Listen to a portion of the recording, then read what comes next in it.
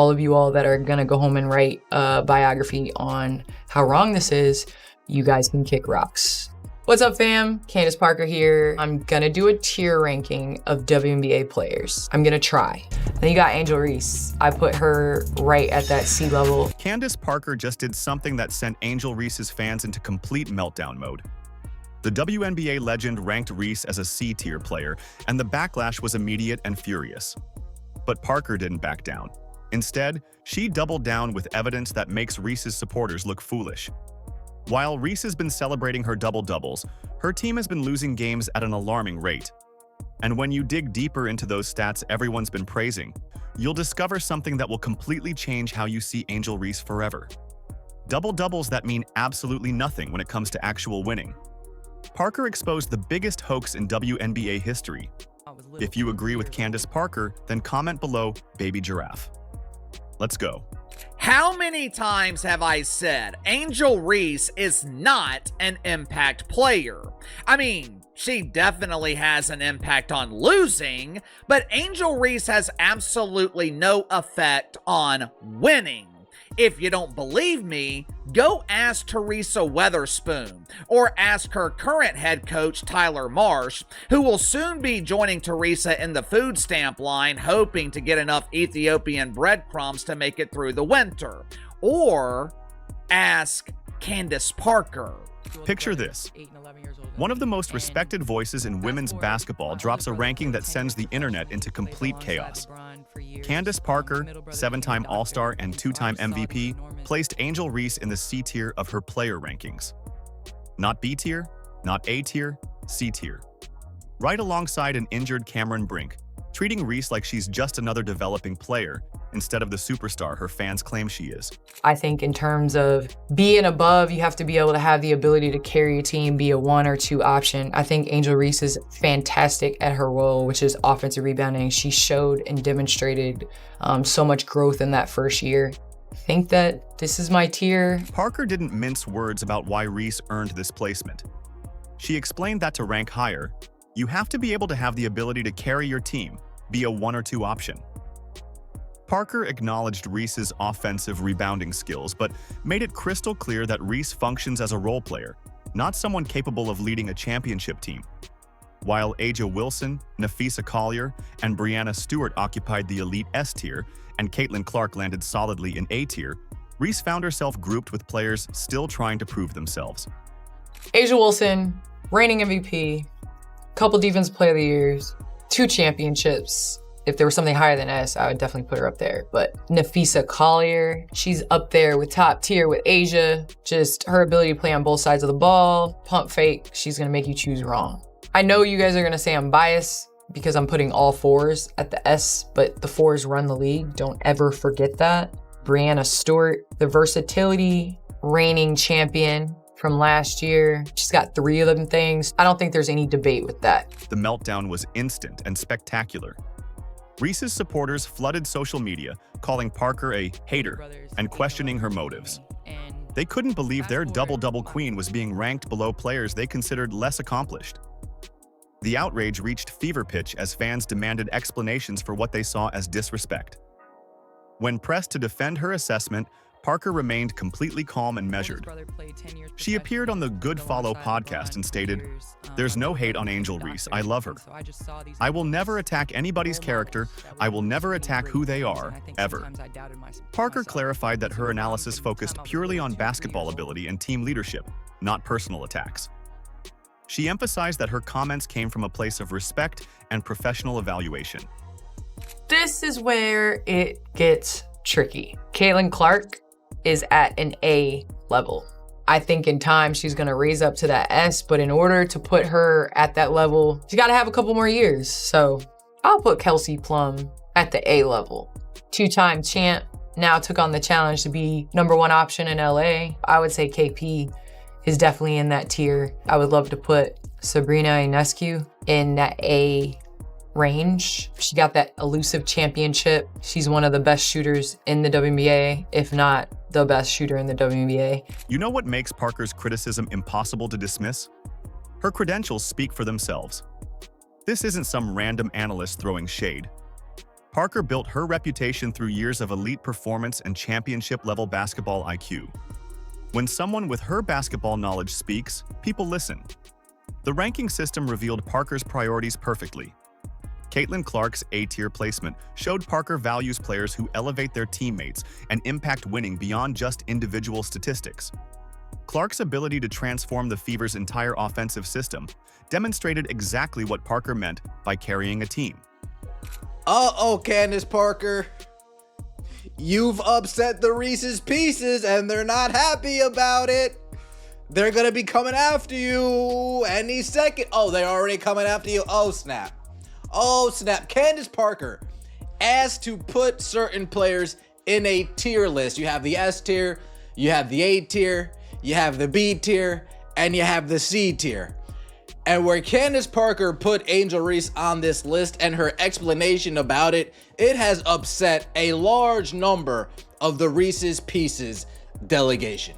Basketball analysts started coming out of the woodwork to support Parker's honest assessment. They recognized what casual fans missed. There's a massive difference between accumulating stats and actually contributing to team success. The question everyone started asking was simple but devastating. What does a WNBA legend see in Angel Reese's game that her biggest supporters are missing?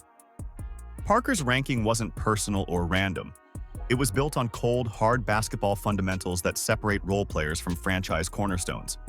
Chicago Sky, y'all stink, bro. Y'all, look, there's trash and then there's trash. You know what I'm saying? But look, man, the Chicago Sky got destroyed by the stud buds. Everybody watches the stud buds. Shout out to Courtney Williams and Tisha Heiderman, man. Listen, stud buds stood on business today. Nafisa Collier stood on business today. They destroyed the Chicago Sky. The Minnesota Lynx game changed everything. Angel Reese committed 9 turnovers in a single game, and suddenly everyone could see what basketball insiders had been whispering about all season. This wasn't just a bad night. This was the moment that exposed the fundamental flaws in Reese's game that her double-double stats had been masking. This is from last night's game. Angel Reese was back to doing Angel Reese things. Blowing layups, getting her own rebounds. They've turned her into a point forward. She had 9 turnovers last night. I think her plus minus was minus 19.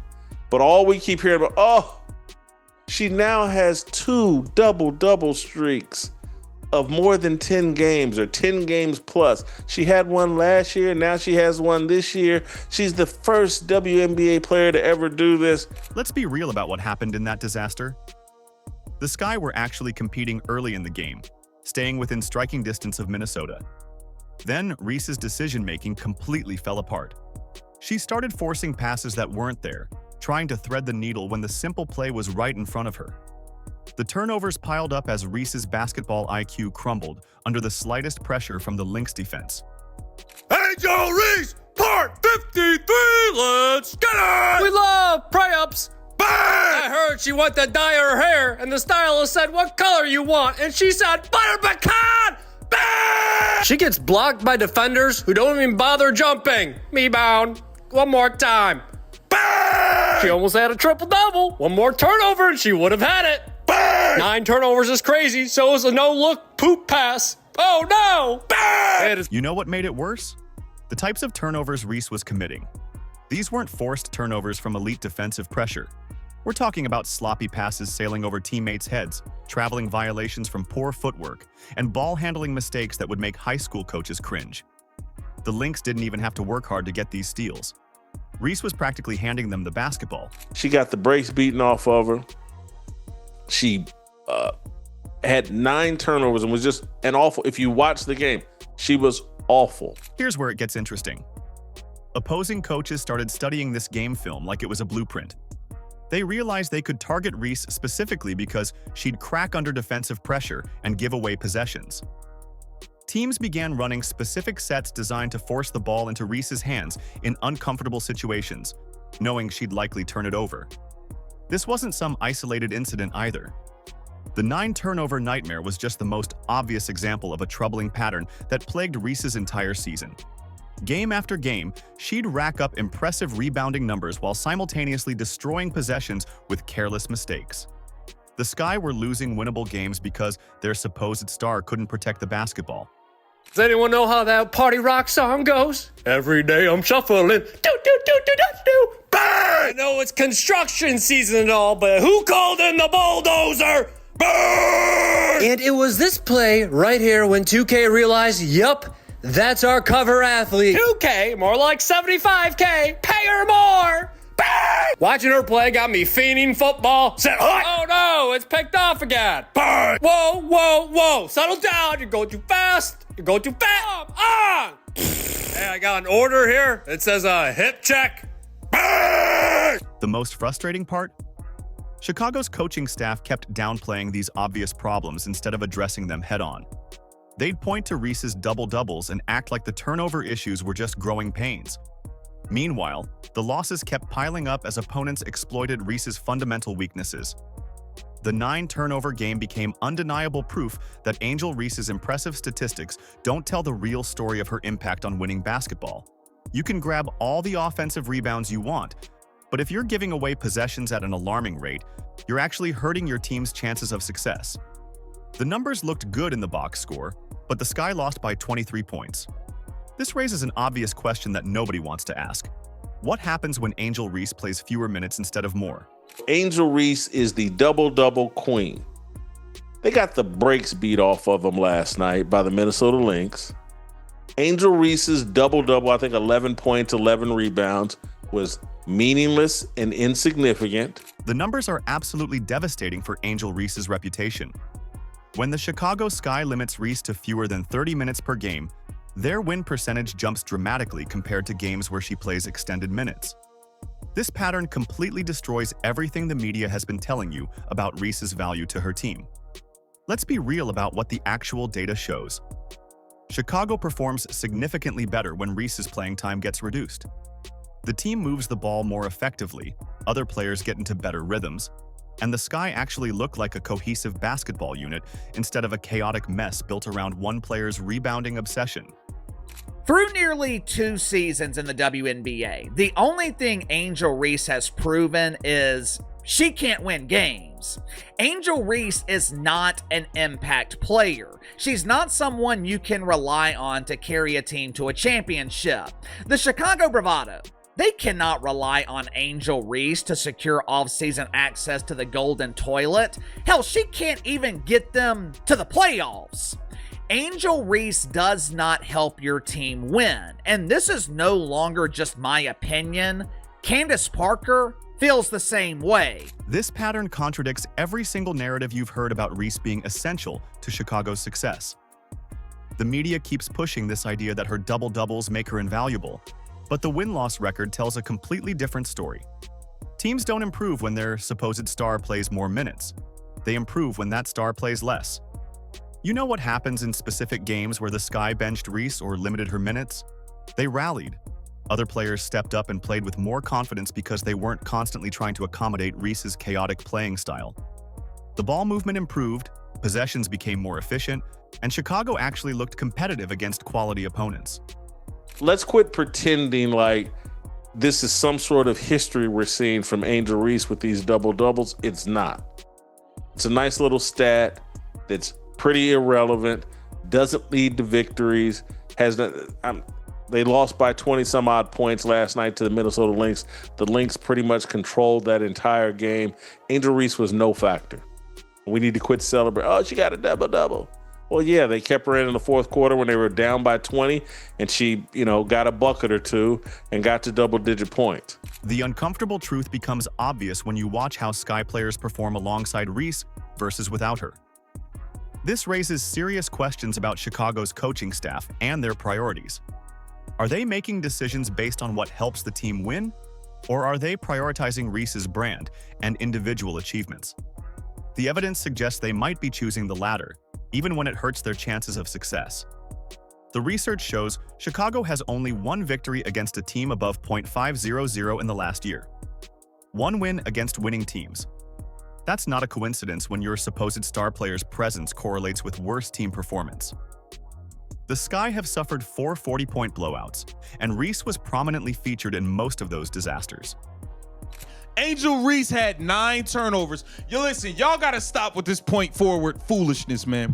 Let's take a look, man. Hold on, man. Y'all be wildin'. Y'all be wildin', son.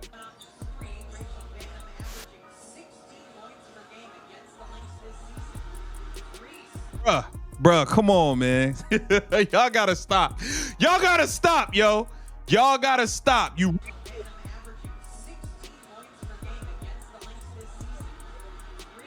As one analyst bluntly stated, if Angel Reese is your best player, your team stinks. The numbers back up this harsh assessment perfectly. Angel Reese's double-doubles are completely meaningless when they come at the cost of team success. Statistics that don't translate to wins are just empty numbers designed to fool casual observers. The biggest deception in WNBA history has been convincing people that Angel Reese's individual achievements matter when her team keeps losing games they should win. The WNBA now faces 2 completely different paths forward. One path is built on genuine talent that translates to wins and championship potential. The other path relies on manufactured hype that crumbles under playoff pressure. Angel Reese represents everything wrong with the second path, while players like Caitlin Clark embody the authentic excellence the league desperately needs. Angel Reese has been playing the role of Draymond Green. She is the role player disguised as a superstar. I know she has given herself all of these doofus aliases. To her credit, Angel Reese has marketed herself as a big deal. Double-double Barbie, me-bound Barbie, Bayou Barbie, Bricklayer Barbie. It doesn't matter what your name is! But marketing and promotion can only take you so far. Her PR team has done a brilliant job at polishing the turd, but there always comes a point when the polish melts off the turd and you will be expected to perform. This entire saga has revealed something much bigger than just one player's limitations. It has exposed how empty statistics can fool casual observers who don't understand basketball fundamentals. Double-doubles sound impressive until you realize they're meaningless when your team keeps losing games they should win. The league tried pushing a narrative about Reese being a superstar, but that narrative simply doesn't match what happens on the court every single night. Let's be real about what the league attempted to do. They wanted to create a rivalry between Clark and Reese that would drive viewership and engagement. The problem is, you can't manufacture greatness when one player actually elevates her teammates while the other hurts her team's chances of success. The uncomfortable truth is that manufactured hype always gets exposed when the games actually matter. All right, y'all have to accept the fact this girl is not Alyssa Thomas. Can y'all just stop playing games now? Can y'all just stop playing games now? This girl is not Alyssa Thomas. Y'all, fool on, y'all been turnover police. She had another 9 turnovers today. 9 turnovers to 3 assists. A minus 19. 9 turnovers to 3 assists. And y'all keep trying to act like this girl's a point forward. Y'all got to stop playing games, man. Stop playing games, bro. Candace Parker's honest assessment opened the floodgates for other analysts and fans to speak the truth they'd been thinking all along. Basketball insiders started admitting publicly that Reese's stats don't translate to winning basketball. You know what's fascinating about this shift? The stark contrast between teams building around players who actually elevate their teammates versus those stuck with stat patterns who hurt winning. Indiana built around Clark's ability to make everyone better. Chicago built around Reese's ability to grab rebounds while turning the ball over at critical moments. The results speak for themselves. Basketball fans are now equipped to see through hollow statistics and recognize genuine game-changing impact. They understand that 9 turnovers in a single game reveals more about a player's true ability than 30 double-doubles ever could. Fans can spot the difference between empty stats and meaningful contributions that actually help teams win championships. The future of women's basketball looks incredibly bright when it's led by players who understand that winning trumps individual accolades every single time. Players who make their teammates better. Players who perform when the pressure mounts. Players who care more about cutting down nets than padding their personal statistics. The truth has finally won, and it's about time. Every once in a while, there will be a role player who presents themselves as a superstar. They're elite pretenders. They're brilliant at convincing people to buy into their world of make-believe. The Indiana Fever's future looks absolutely incredible, while Chicago remains stuck with their Angel Reese problem. Clark's rookie season transformed the entire league's popularity and viewership in ways nobody expected. The WNBA All-Star Game drew approximately 2 million viewers, largely because Clark was team captain, proving her star power even when she wasn't playing. The excitement building around Clark, Hull, Boston, and Mitchell as a championship-caliber core for 2025 is completely justified. This group has the chemistry and talent to make serious playoff runs. Meanwhile, Chicago faces growing questions about whether they can ever win with Reese as their centerpiece. Basketball fans now recognize genuine game-changing talent. If you agree with Candace Parker, then comment below Baby Giraffe. Like, subscribe, and turn on all notifications so you never miss out. Click the video on the screen, and we will see you in the next one.